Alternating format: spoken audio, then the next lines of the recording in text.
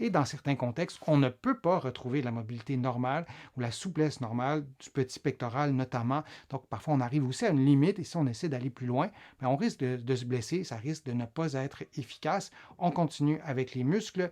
On a les muscles scalènes qui, dans un contexte de défilé thoracique, peuvent être problématiques. Ce sont des petits muscles, je simplifie, du cou qui vont jusque aux côtes, notamment, vous le voyez, et on peut avoir des tensions qui sont là aussi quand on consulte un kiné de l'autre côté de l'Atlantique ou un physio.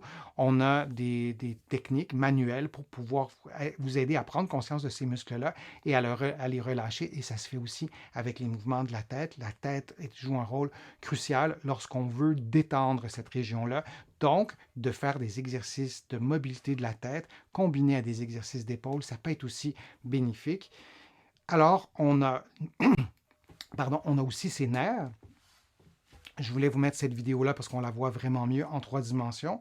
Et donc, qui passe vraiment, vous le voyez, en dessous de la clavicule, les nerfs sont vraiment très près de la première côte. Là-dessus, il n'y a pas de muscles. Vous pouvez vous imaginer avec des muscles qui sont tendus, qui s'attachent sur ces structures osseuses. Bien, on peut augmenter vraiment la tension et causer des douleurs, causer de l'engourdissement, causer de la faiblesse, comme vous le voyez en ce moment. On a vu 2 faits. Je vous présente le troisième.